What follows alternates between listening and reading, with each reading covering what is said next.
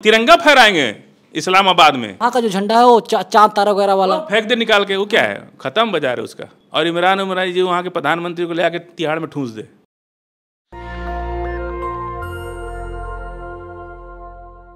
राहुल गांधी इन दिनों विदेश दौरे पर हैं, वे अमेरिका में हैं और टीवी वाले कह रहे हैं कि राहुल गांधी भारत का अपमान कर रहे हैं।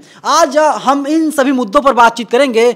हमारे साथ फजील अहमद हैं जो राजनीतिक विश्लेषक हैं। कैसे देखते हैं आप, टीवी वाले कह रहे हैं कि राहुल गांधी अमेरिका गए हुए हैं और वहां पर भारत का अपमान कर रहे हैं। क्या दिखा कहाँ रहे राहुल गांधी को? कहीं देखा आपने कोई वीडियो क्लिप उनका कवर करते हुए? प्रधानमंत्री जी जाते हैं तो पूरी टीम जाती है मीडिया की, और मंच से उतर रहे, मंच पे चढ़ रहे, भाषण दे रहे, उतर रहे, गले मिल रहे, हाथ मिला रहे, इतना मतलब लाइव कवरेज होता है। पर राहुल जी का तो कहीं दिखाई नहीं दे रहा है, सिर्फ आ रहा है कि ऐसा बोल दिए, ऐसा बोल दिए। तो अधिकार किसने दिया उनको कि अमेरिका जाएंगे, भारत अपमान करेंगे? अनुराग ठाकुर जो केंद्रीय मंत्री हैं वे कहते हैं कि राहुल गांधी चाहते हैं कि मोदी जी का अपमान किया जाए, लेकिन वे देश का अपमान कर देते हैं। कोई ना मोदी जी का भी कोई अपमान नहीं करता, ना देश का भी कोई अपमान करता है। लेकिन परिवार के अंदर पूरी दुनिया एक परिवार की तरह है, और जब भी कोई बात होती है तो वैश्विक मंच पर एक दूसरे की बात होती है। मोदी जी भी करते हैं, ऐसी बात नहीं है। उन्होंने 14 से पहले कहा था ना कि मुझे घिन आती है। 14 से पहले कोई किसी को अपने भारतीय होने पर घिन आती थी, समझ रहे आप? किसको घिन आती थी? मोदी जी कहीं गए थे प्रधानमंत्री बनने के बाद, तो बोले थे कि 14 से पहले कोई सी लोग भारतीय होने पर लोग शर्माते थे। बीजेपी वाले कह रहे हैं कि वो बयान एडिटेड है, वो बयान फर्जी है। जो भी है, तो आज तक तो कुछ हुआ नहीं। हम लोग तो मीडिया का न जानते हैं, जैसे मीडिया में जो चलता रहता है वो कौन मीडिया चलाया? सब तो उन्हीं की मीडिया है, तो वो कौन बयान चलाया? तो कोई तो काउंटर अटैक आज तक नहीं आया उस पर। तो इसका क्या मतलब? राहुल गांधी अमेरिका जाएंगे और वहां पर ये कहेंगे, राहुल गांधी अमेरिका जाएंगे और वहां पर कहेंगे कि नरेंद्र मोदी खुद को भगवान से भी ऊपर मानते हैं। भाई वो उनका अपना व्यूज किसी को दे स्वतंत्र है ना। राहुल गांधी भी इस देश के विपक्ष के बड़े नेता हैं। गाली देंगे क्या? अगर आजाद है, बोलने की आजादी है, तो गाली देंगे राहुल गांधी? गाली नहीं दे रहे, लेकिन अभी जो बात है वो तो कहनी पड़ेगी ना। अमेरिका जो है सबका चच्चा है, समझ रहे हैं आप? मध्यस्थता करता है ना, वो पूरी दुनिया में मध्यस्थता करता है। तो मोदी जी भी जाते हैं तो मध्यस्थता कर रहा है। तो अगर कोई अपनी समस्या यहाँ कोई नहीं सुन रहा है, यहाँ सब तो CBI उनका, ED उनका, सारे सदस्यता उनकी राहुल गांधी की खत्म, कितना परेशान कर दिया, और सब कुछ है। यहाँ सुन कौन राहुल गांधी को? अगर राहुल गांधी वहाँ नहीं बोल, सुनिए, राहुल गांधी अगर वहाँ नहीं बोलते कुछ भी, और क्या बोला ये तो हम लोग अभी सुन रहे हैं। राहुल गांधी का कोई स्पीच अभी तक आया नहीं। स्पीच आ गया है, पब्लिक डोमेन में है, वो लिख के बता रहे लोग। नहीं, वो सुना रहे हैं, बकायदा है। 20-25 सेकंड का जो क्लिप है, 25 सेकंड का, वो सब तो बहुत एडिटेड होता रहता है। वो चलिए ठीक है, हम उस पर नहीं कह रहे। अब वैश्विक दुनिया है, वैश्विक मंच है, हर इंसान एक दूसरे की बात करता है विश्व स्तर पर, सभी देश एक दूसरे की बात करते हैं, कोई ऐसी नई बात नहीं है। अमेरिका में, रूस, हर जगह बात होती है। अब आप कोई भी चीज़ आपकी परिवार की नहीं रही। ये हर वैश्विक राजनीति एक वैश्विक मंच पे होती है। एक दूसरे की क्रिटिसाइज और आलोचना से इतना घबराना भी नहीं चाहिए। आप सरकार में हैं, कुछ अच्छा काम करते होंगे तो कुछ बुरा भी करते होंगे। जिसके साथ कर रहे, जिसके साथ बुरा कर रहे, वो तो बोलेगा ना, उससे बोलने का अधिकार भी छीन लेंगे आप।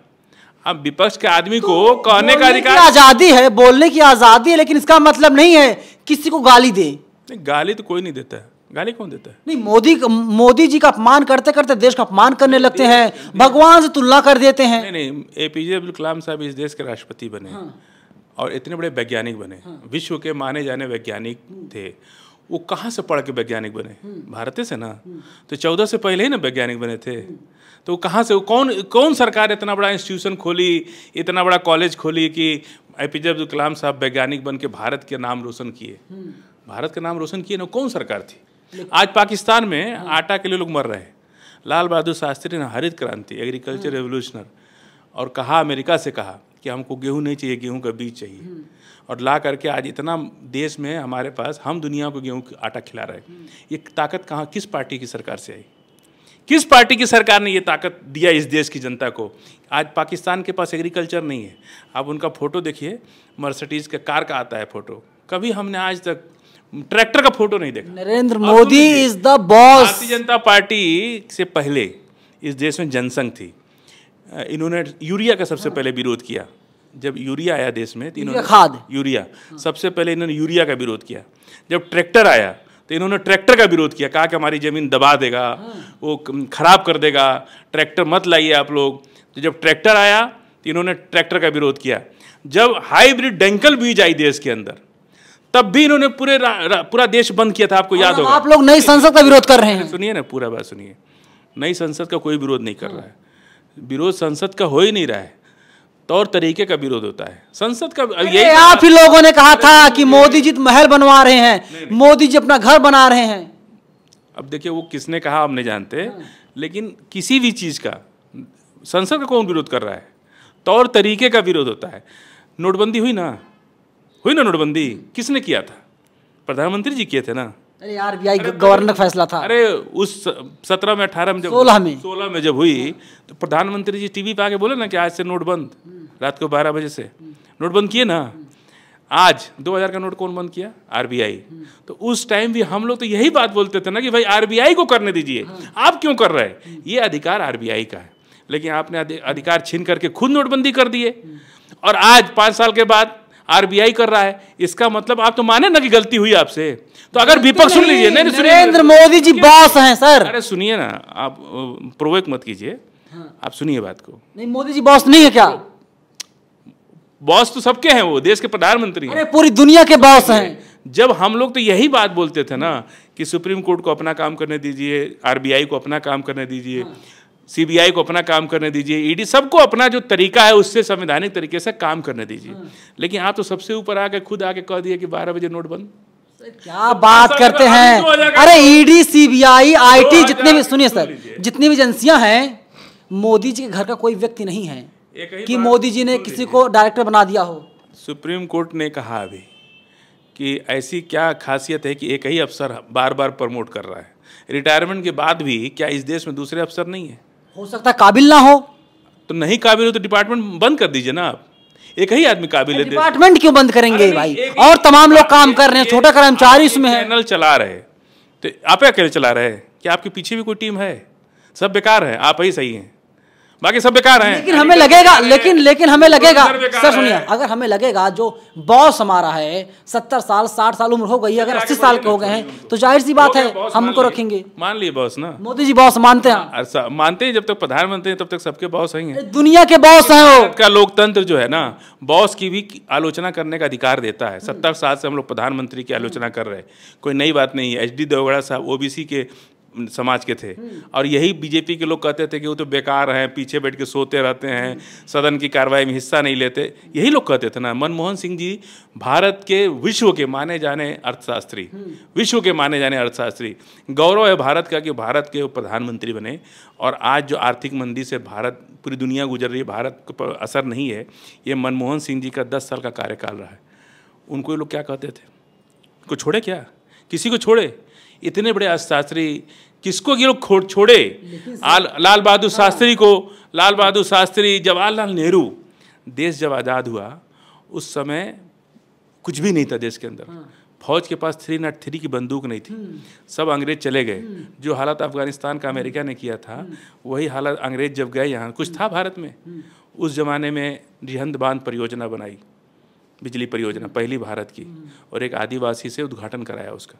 एक दलित आदिवासी महिला उसी में काम की थी। और जवाहरलाल नेहरू जी जब पहुँचे रिहंद बांध परियोजना का उद्घाटन करने, किसी ने बताया कि जो महिला सामने बैठी हैं ये आदिवासी महिला हैं और यहीं काम की हैं, उनकी उम्र 80 साल थी।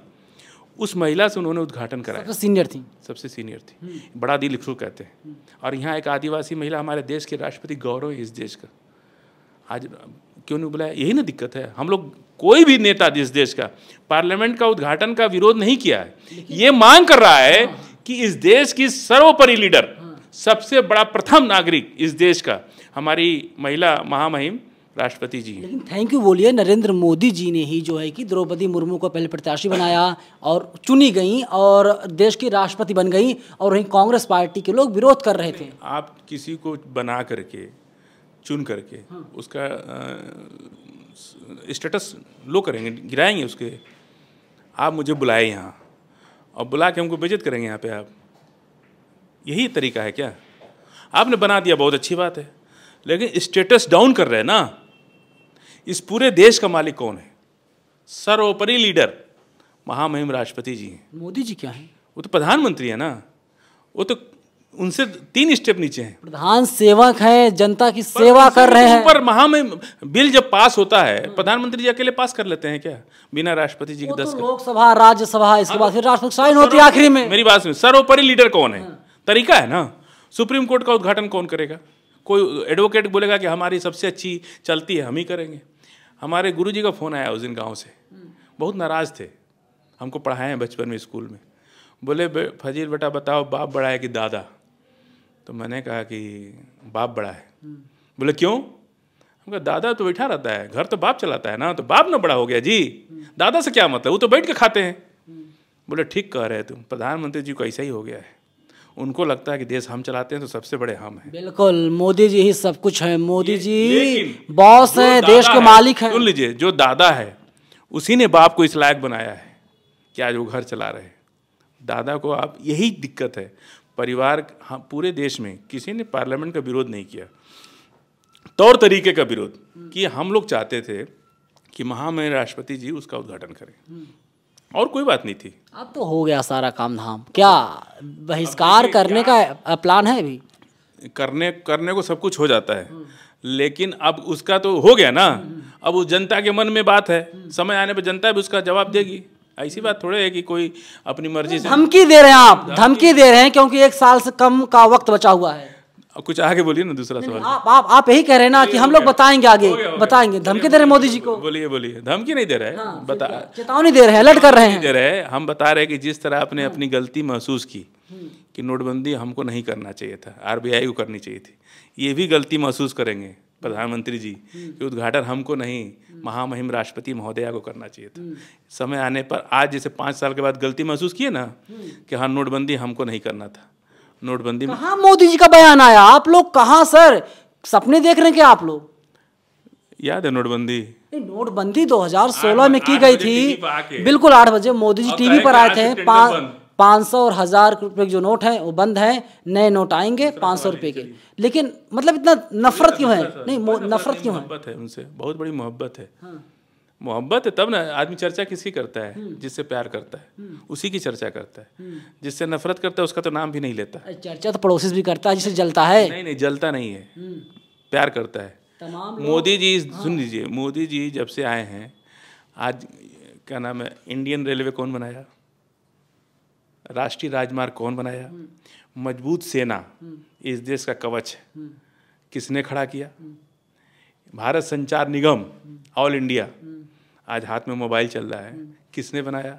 1989 में भारत पीपीए एजेंसी समझते हैं, परचेजिंग पावर एजेंसी, दुनिया की एक संस्था है जो रेटिंग देती है। 300 करोड़ सोना गिरवी रख करके मनमोहन सिंह भारत में 300 करोड़ रुपये लाए थे, और वहाँ से तरक्की करते करते 2014 में जब मनमोहन सिंह जी ने गद्दी ट्रांसफ़र की अपनी, जब शपथ दिला रहे थे मोदी जी को, तो कहा था कि 1990 से 300 करोड़ रुपया कर्जा लेकर के इस देश को हम लोगों ने भारत के, दुनिया के रैंकिंग में भारत को 3रा स्थान पर लाए। और आज तक 9 साल हो गया, 3रा से 2रा पर नहीं आया भारत पीपीए में। आप उठा के देख लीजिए, सुन लीजिए, पूरा सुनिए ना। 3रे पे 2रा नहीं आया, और 2000 रुपये प्रति व्यक्ति आए हैं। लंदन की 40,000 रुपये है, और हम लोग तो टीवी में सुनते हैं कि भारत की इकोनॉमी लंदन से भी आगे हो गई, तो सुनते हैं बस। और सुन लीजिए, पूरे देश में आज गूगल का सीईओ भारत का बच्चा है। कहाँ से पढ़ा? इसी भारत के, वो कौन कॉलेज खोला? वो IIM, IIT, वो बड़े बड़े कॉलेज खोल के आज बच्चे दुनिया में हमारा नाम रोशन कर रहे हैं। बड़े बड़े वैज्ञानिक अमेरिका में, भारत के 50% से ज़्यादा वैज्ञानिक, वो कौन कॉलेज खोला? सुन लीजिए, अब सुन लीजिए, इधर 9 साल में कोई एक उपलब्धि बता दीजिए। अखंड भारत, अखंड भारत सुन रहे हैं ना? अभी मोहन भागवत ने बोला था। नहीं, अभी प्रधानमंत्री जी तो उसमें फोटो लगाए हैं पार्लियामेंट में। हाँ, बाकायदा फोटो लगा हुआ है। खाली फोटो लगाने से हो जाएगा अखंड भारत? बनाने के लिए मतलब 9 साल फीता नरेंद्र मोदी जी काट दें, आप लोग दुख होता है, फोटो लगा दिया जाता है, भरोसा नहीं होता। हमारे जयशंकर प्रसाद साहब विदेश मंत्री, नहीं, मेरा सवाल उसका जवाब दीजिए ना। हम तो आप ही की बात कर रहे हैं। लोग गोदी मीडिया, आप भी गोदी मीडिया हो गए हैं क्या? गोदी मीडिया हो गए हैं? अगर गोदी मीडिया हो गया तो फिर हम वही दूसरी बात करें। हम आपको निष्पक्ष मीडिया समझते हैं, कम से कम आपसे ये उम्मीद नहीं। आप सुनिए तो मेरी बात, आप बीच में मोदी जी को डाल दे रहे, मोदी को हम अलग कहाँ कर रहे हैं। जिस तरह से जयशंकर प्रसाद साहब ने कहा कि चाइना बहुत बड़ी इकोनॉमी है, हम उससे नहीं लड़ सकते, तो पाकिस्तान की छोटी इकोनॉमी उसी से लड़ लीजिए। उससे भी नहीं लड़ सकते तो बांग्लादेश से लड़ लीजिए, और बांग्लादेश से भी नहीं लड़ सकते तो म्यांमार से लड़ लीजिए। किसी एक से तो लड़िए, एक एक करके ना 100 बनेगा। एक तो छोटा छोटा राज्य जब जीतेंगे, चाइना पाकिस्तान को जीतना पड़ेगा, बांग्लादेश, श्रीलंका, म्यांमार, कजाकिस्तान और अफगानिस्तान, कम से कम ये 5-7 देश जीतना पड़ेगा, तब अखंड भारत बनेगा। फजील अहमद जी, सब्र धैर्य रखिए।